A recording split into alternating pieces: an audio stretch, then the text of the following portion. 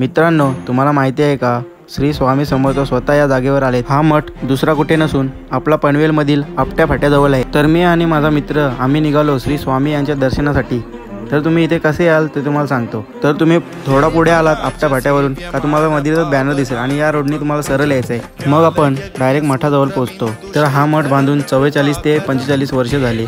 हे मठ नाना महाराज यांनी बांधले होते। तर स्वामींनी नाना महाराज यांना एका रात्री साक्षात दर्शन दिले आणि बाजूला शंकराची पिंड असे।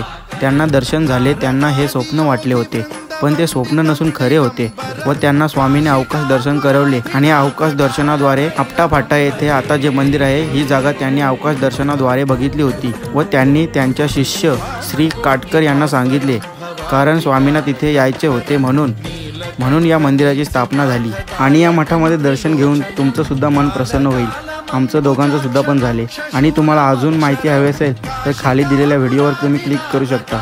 मित्रांनो, व्हिडिओ जास्तीत जास्त शेअर करा आणि कमेंटमध्ये श्री स्वामी समर्थ लिहायला विसरू नका। आणि इथे अजून खूप सारे मंदिर आहेत, ते पण तुम्ही पहा इथे येऊन। तर चला, बाय बाय, थँक्यू।